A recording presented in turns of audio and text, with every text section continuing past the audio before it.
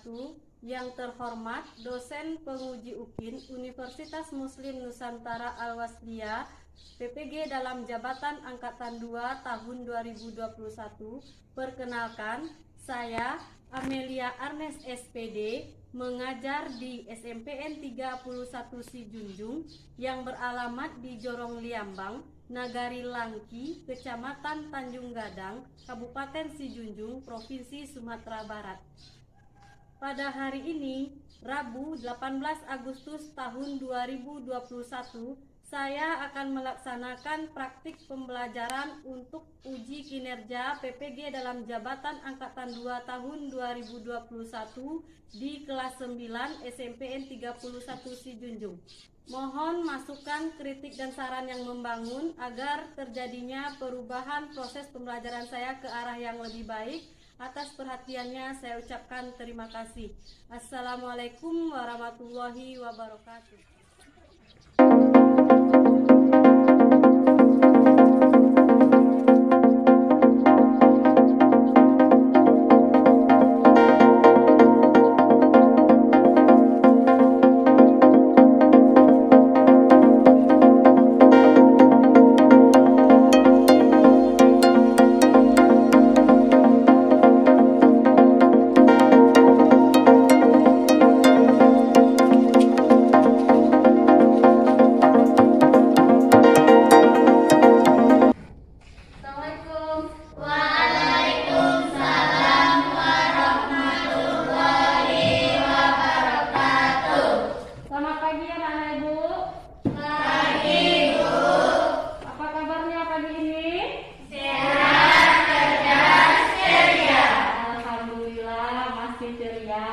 Ya, seperti biasa, mengawali kegiatan pembelajaran kita berdoa dulu ya kepada Al-Qursam. Ibu minta bantuannya untuk memimpin teman-temannya berdoa. Silakan.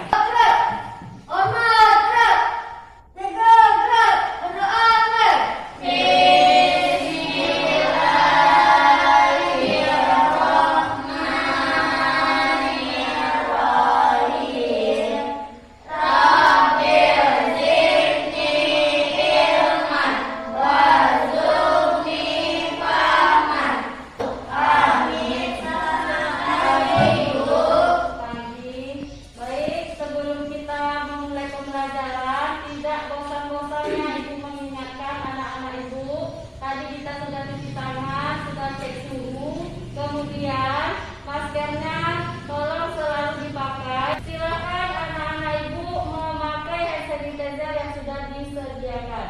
Bisa dipahami? Bisa, Bu. Kalau nanti ibu tidak melihat ada temannya yang membuka maskernya, tolong tegur saja temannya ya. Tolong tetap jaga jarak, tetap memakai masker. Kita ambil absen dulu ya. Al-Qursam, Ibu. Pak, hadir Bu. Ya, Fitri Riana, Nabila, hadir Bu.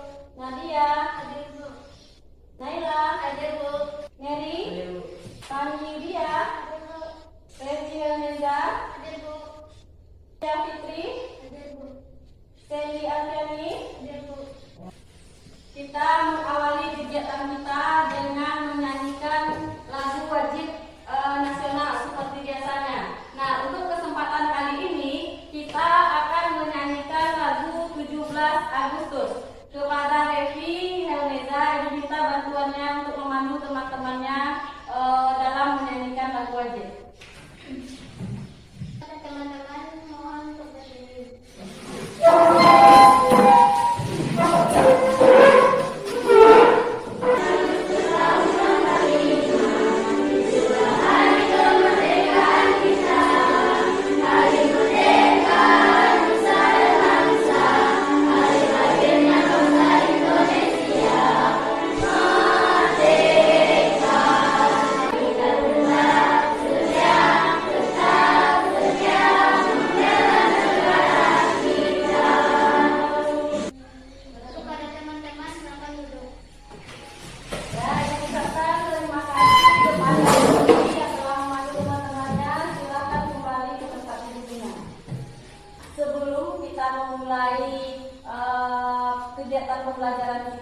Ibu ingin tahu dulu. Yang masih ingat materi kita kemarin siapa? Yang kita pelajari minggu lalu. Siapa yang masih ingat? Ya, Fania, silakan. Tentang kedaulatan. Tentang kedaulatan. Pada lagi. Kedaulatan mempunyai sifat sifat yaitu asli, permanen, dan tidak terbatas. Siapa lagi yang masih ingat? Siapa lagi? Ya, Nadia, silakan. Kedaulatan terbagi dua. Ya. Kedaulatan dalam dan kedaulatan luar. Bagus. Itu yang dibilang sama Nadia itu adalah kedaulatan ke dalam dan keluar itu namanya bentuk kedaulatan. Ada lagi yang masih ingat kegiatan kita minggu lalu? Oh iya, kemarin kita membuat dana sekolah beserta dengan batas-batasnya. Untuk minggu ini lanjutan dari yang kemarin. Nah, siapa kira-kira nanti yang bisa menebak hari ini kita akan belajar apa? Ibu ingin tahu dulu. Kemarin kita ada memilih ketosis ya? Ada. Sudah terpilih ketosisnya? Gimana cara memilihnya kemarin? Dengan cara pemungutan suara. Kita yang menuliskan nama teman kita dalam kertas yang telah diberikan, sehingga nanti ada temannya yang mendapatkan suara terbanyak, itulah yang menjadi ketua OSIS.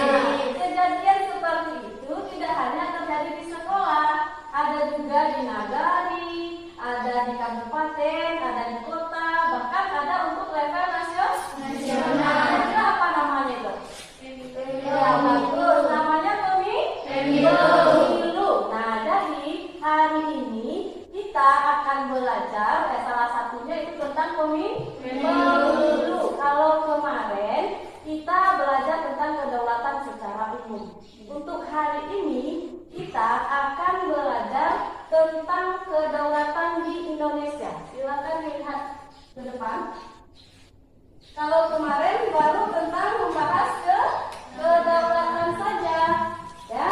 Untuk hari ini kita melihat lagi bentuk dan prinsip kedaulatan negara Republik Indonesia.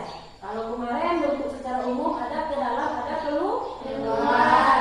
Nah, kalau sekarang yang di Indonesia bagaimana kedaulatan itu? Ya, kita akan melihat itu nanti. Ya, ini ada daftar Indonesia. Kemarin kita sudah membahas juga tentang kedaulatan. Kemudian anak-anak ibu harus mengetahui apa manfaat kita mempelajari materi ini. Ya, nah di materi ini nanti kita akan mempelajari apa bentuk dari kedaulatan di negara kita, bagaimana prinsip-prinsipnya, bagaimana penerapannya melalui demokrasi dan pemilu. Nah, diharapkan nanti anak-anak ibu bisa memahami kita ini negara apa? Ya, negara kesatuan atau negara federal. Kemudian kedaulatan yang kita pakai apa? Kemudian bagaimana demokrasi dan pemilu di negara kita ini? Sehingga nanti setelah anak-anak ibu nanti memiliki hak suara dalam memilih, anak-anak ibu tahu apa yang harus dilakukan, mana yang melanggar, mana yang tidak melanggar. Dan diharapkan pada akhirnya anak-anak ibu menjadi orang yang tidak melanggar. Kemudian kalau terjadi pelanggaran, diharapkan nanti anak-anak ibu lah yang akan melaporkan atau menegur pelanggaran tersebut. Itu manfaat yang kita dapatkan dari materi kita hari ini.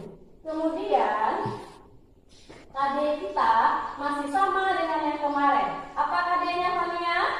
Memahami ketentuan tentang bentuk dan kedaulatan negara sesuai Undang-Undang Dasar Negara Republik Indonesia tahun 1945. Ya, kompetensi dasarnya.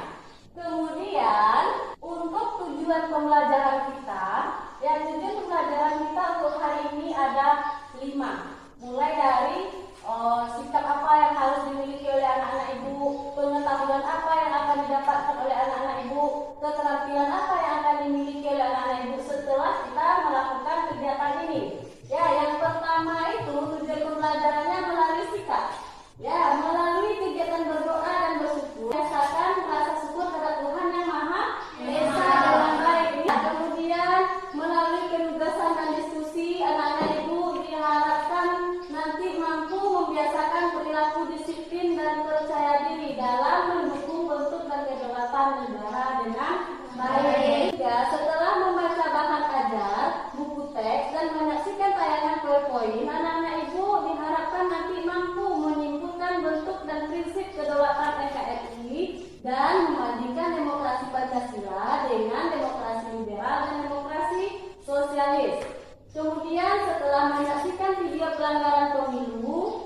jawab dan diskusi, anak-anak ibu diharapkan mampu menganalisis azas-azas pemilu dengan tepat. Akhir, setelah menyajikan hasil diskusi, anak-anak ibu diharapkan mampu membiasakan rasa percaya diri dengan baik. Sekarang, ya, sebelum kita masuk ke dalam bentuk kedebatan ini, Ibu ingin tahu dulu sejauh mana pemahaman anak-anak ibu tentang pemilu dan tentang demokrasi. Ya, silakan dibuat dalam kertas satu lembar apa saja yang anak-anak ibu ketahui tentang pemilu. Ya, tulis saja apa saja, jangan takut salah.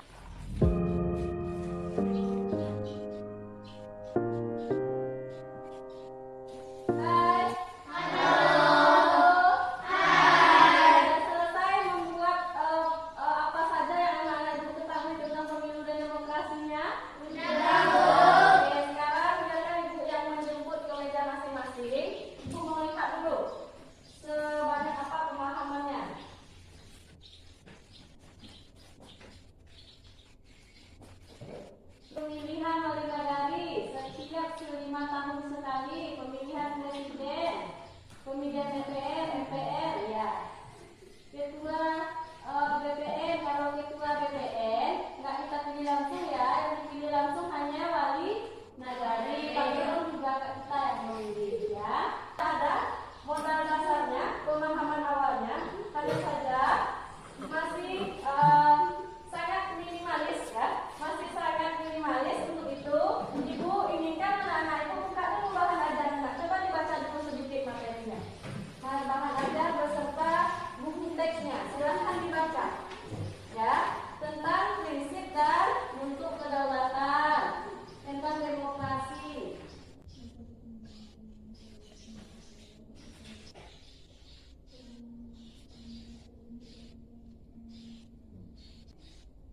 Sudah selesai? Sudah. Nah, sekarang perhatikan ke depan untuk menambah pemahaman anak-anak ibu sebelum kita menganalisis videonya. Tolong perhatikan ke depan ya. Bentuk kedaulatan, ya, khususnya kedaulatan Indonesia. Ya, di sini ada 2 kedaulatan yang kita pakai. Yang pertama kedaulatan rakyat, yang kedua kedaulatan hukum. Dasar hukum bahwasannya kita ini adalah kedaulatan rakyat itu ada 2. Yang pertama Undang-Undang Dasar Negara Republik Indonesia tahun 1945 alinea keempat. Siapa yang bisa menyebutkan ya bunyi alinea keempat yang menyatakan bahwasannya Indonesia menganut kedaulatan rakyat? Ya, silakan Revi Helneza. Maka disusunlah kemerdekaan kebangsaan Indonesia itu dalam suatu undang-undang dasar negara Indonesia yang berbentuk dalam suatu susunan negara Indonesia yang berkedaulatan rakyat. Ya. Jadi di sana dinyatakan bahwasannya Indonesia menganut kedaulatan rakyat. 2 ada di pasal 1 ayat 2. Siapa yang bisa membantu? Silakan dalam usaha. Dan ada di tangan rakyat. Kedaulatan ada di tangan rakyat. Dilaksanakan menurut Undang-Undang Dasar itu di pasal 1 ayat 2. Hukum bahwasannya kita menganut kedaulatan hukum ada di pasal 1 ayat 3. Siapa yang bisa membantu ibu? Ya, silakan Naila. Negara Indonesia adalah negara hukum. Dasar yang kedua adalah pasal 27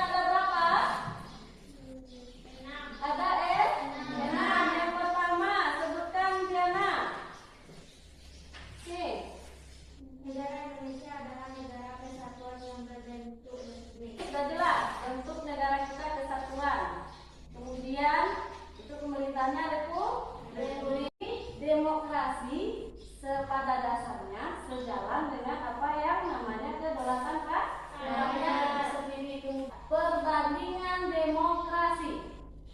Yang dari yang tiga ini, yang demokrasi yang kita pakai yang mana? Demokrasi Pancasila. Tania, coba sebutkan perbandingan yang pertama. Pancasila, liberal, dan sosialis. Sebutkan satu-satu. Mengutamakan kepentingan bangsa dan negara di atas kepentingan pribadi atau golongan dan mengakui hak milik perorangan. Demokrasi liberal mengutamakan kepentingan pribadi dengan dukungan sepenuhnya usaha pribadi. Kalau demokrasi sosialis mengutamakan kepentingan bersama dan mengabaikan kepentingan pribadi. Apa yang bisa dibandingkan di sana? Kalau Pancasila mengutamakan kepentingan bangsa di atas kepentingan pribadi, tapi tetap mengakui hak milik perorangan. Seimbang ya antara kepentingan negara dengan kepentingan perorangan. Kalau liberal mengutamakan kepentingan pribadi. Kalau di sosialis mengutamakan kepentingan bersama, sehingga mengabaikan si pribadi. Ini oke, kita lanjut ya, pemilu. Nah, ini udah banyak kita tadi ya. Pemilu sebagai sarana perwujudan kedaulatan rakyat dan demokrasi. Sarana itu adalah alat.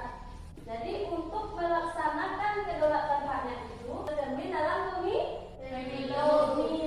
Ini asas pemilu yang sering didengar. Sudah pernah dengar ini? Luber dan L-nya apa? U-nya? B-nya?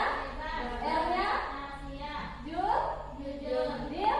Kita lihat gambarnya. Gambar apa ini? Uang. Politik uang bukan rezeki, tapi dosa. Jangan bilang nanti kalau disogok malam-malam atau sebelum ke TPS, rezeki nomplok, bukan rezeki loh, tapi dosa. Namanya uang suap membeli suara kamu. Ya, ini dia, nanti kita akan melihat videonya. Kita lanjutkan. Selain politik uang, hal yang terjadi di dalam proses pemilu kita adalah golput. Apa itu golput? Golongan putih. Siapa yang masuk golongan putih? Orang yang sudah memiliki hak pilih untuk memilih, tetapi tidak menggunakannya. Ini juga terjadi di pemilihan bupati kita kemarin, tanggal 9 Desember 2020. Ini daftar pemilih tetap kita 158.068 orang. Yang memilih hanya 112.049 orang. Sementara yang golput ada 46.019 orang. Nah, ini banyak sekali permasalahannya.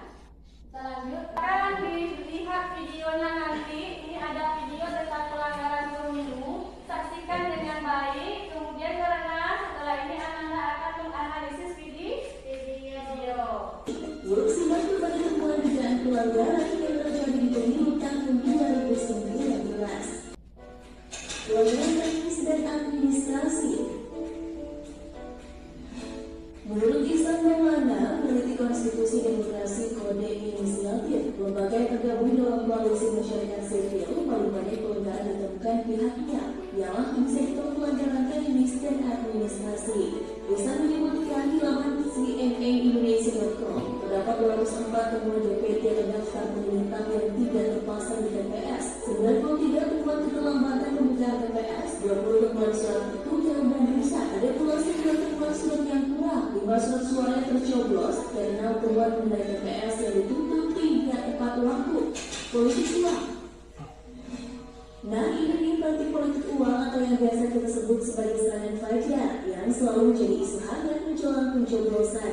Badan Pengawas Pemilu Bawaslu sendiri menyebutkan fenomena serangan fajar masih berpotensi terjadi di hari-H pemungutan suara kemarin, Rabu 17 April 2019.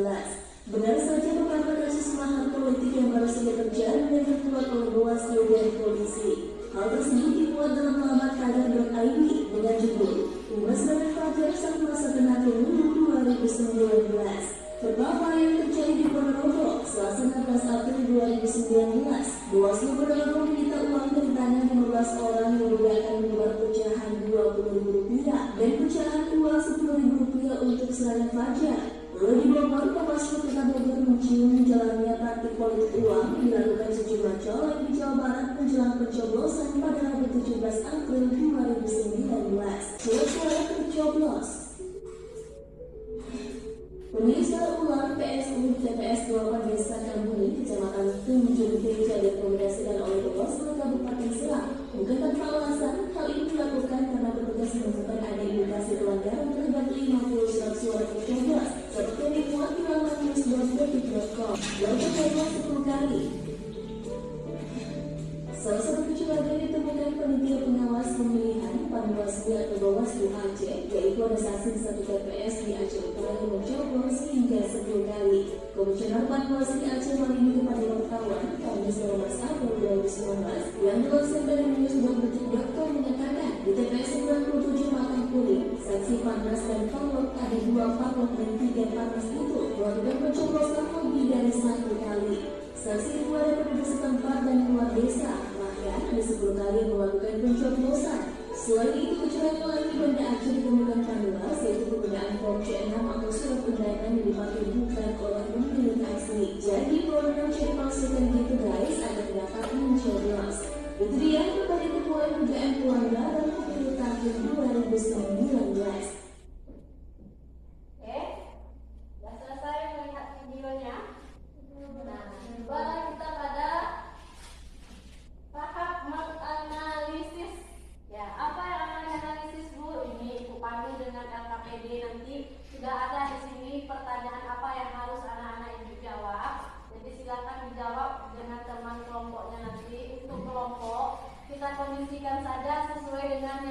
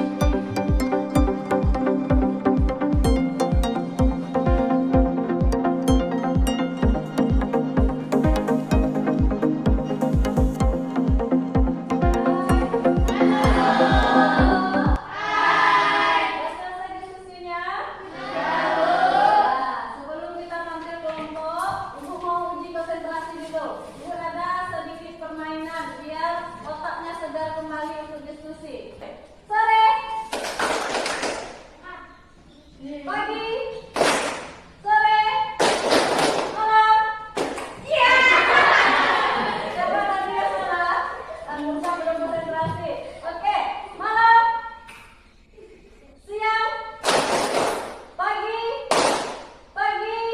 sore, malam. Hafal dari 12 nomor, satu orang itu hal yang biasa.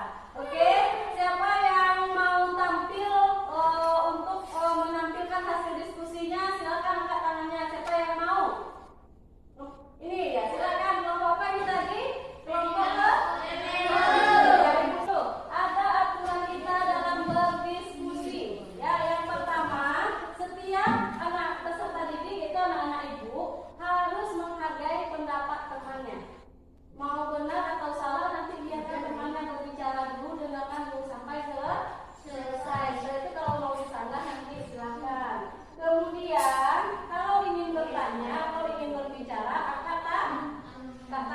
Itu aturan kita ya. Kemudian menyampaikan pendapat setelah dipersilahkan oleh moderator nanti. Hemat menggunakan bahasa yang sopan. Terakhir, berbicara secara bergantian dan tidak memotong pembicaraan orang lain atau temannya. Kalau temannya sudah berbicara, harap sabar dulu.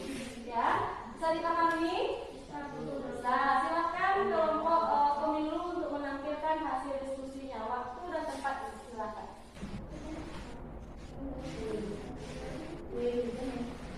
Assalamualaikum warahmatullahi wabarakatuh.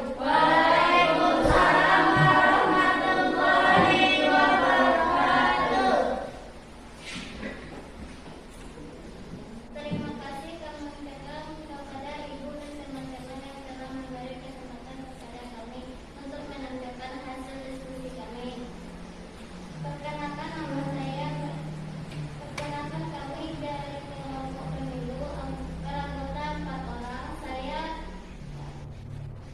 Saya Vanessa sebagai moderator. Kemudian ada Serli Eviani, Fitri Diana, dan Kania Putri yang akan membacakan hasil diskusi kami. Kepada Kania kami silakan. Baiklah, saya akan membacakan hasil diskusi kami. Soal yang pertama.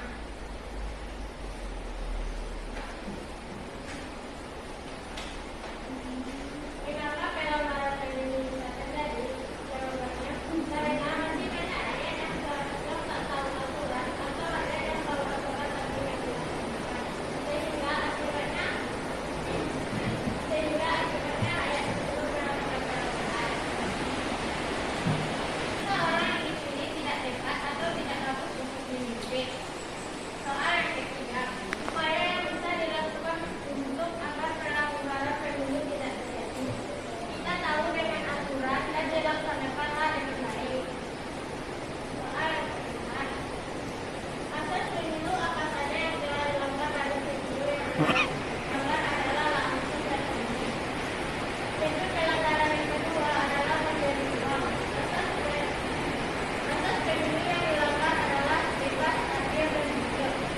Bentuk pelanggaran yang ketiga adalah surat suara besar. Asas pemilu yang dilanggar adalah adil dan jujur. Bentuk pelanggaran yang keempat adalah pelanggaran administrasi. Asas pemilu yang dilanggar adalah jujur. Demikianlah hasil diskusi kami tadi. Dan diskusinya sampai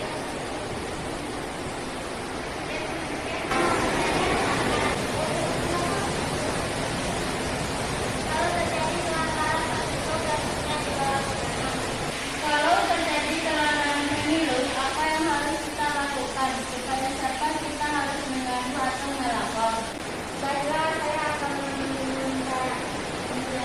menjawab pertanyaan dari mereka. Kasusnya di bawah video kesempatan mengawal pemilu dan disidang di MK.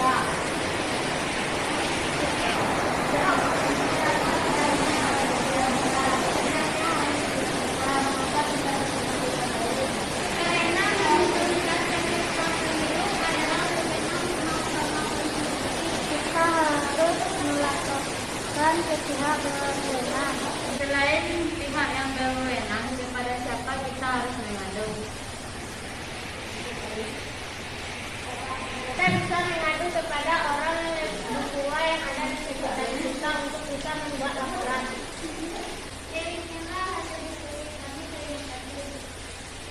Assalamualaikum warahmatullahi wabarakatuh.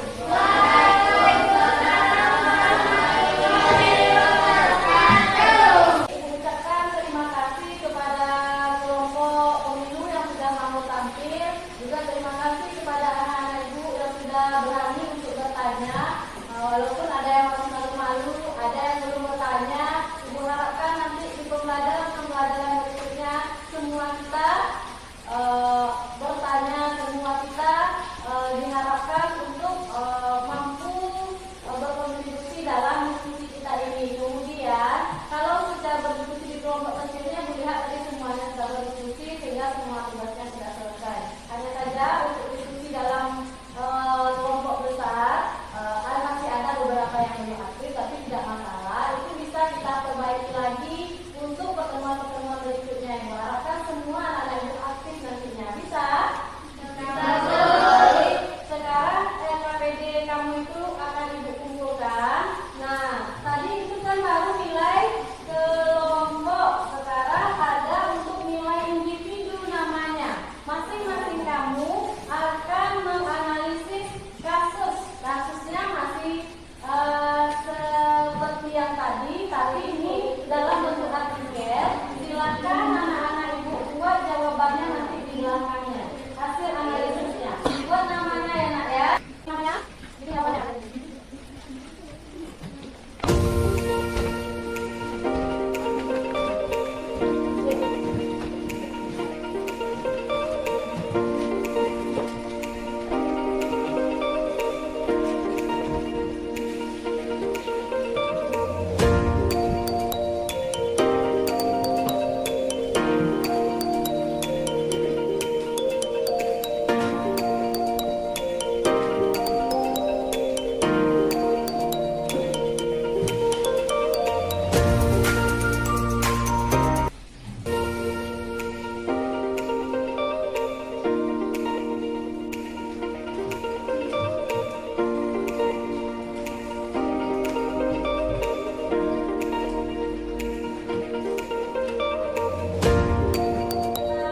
Mengakhiri pembelajaran ini, ibu ingin melihat dulu siapa yang masih ingat apa yang telah kita pelajari dari awal sampai akhir tadi. Coba Naila, apa yang Naila ingat? Indonesia menganut kedaulatan hukum dan kedaulatan rakyat. Ya, Indonesia menganut kedaulatan hukum.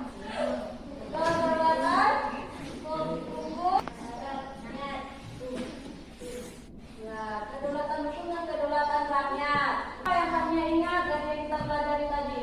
Prinsip kedaulatan yaitu negara Indonesia adalah negara kesatuan yang berbentuk republik. Kedaulatan berada di tangan rakyat dan dilaksanakan menurut perundang-undangan. Indonesia adalah negara hukum. Ada prinsip kedaulatan. Prinsip kedaulatan. Ini semuanya tadi? Nah, siapa lagi yang ingat? Ya, siapa Rena? Apa yang Rena ingat tentang pelajaran kita? Asas pemilu, lugar dan jurgen. Ya, ada azas pemilu kata Rena, lugar dan jurdil. Sudah betul itu?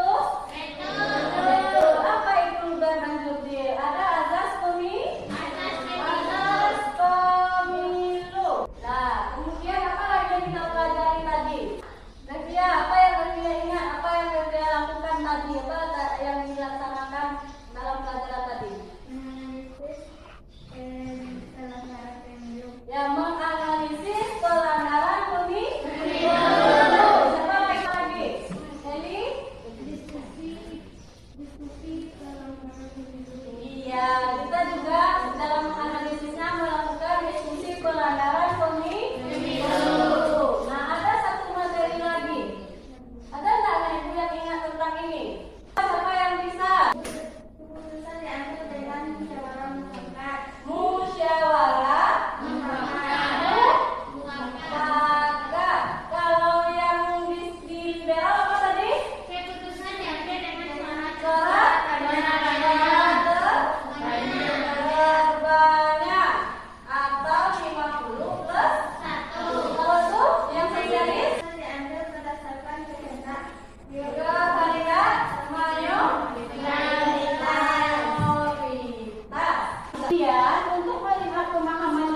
ada satu materi kita tadi tentang golf. Untuk di rumah, ibu ada tugas untuk anak-anak ibu. Tugasnya nggak tabel yang sama.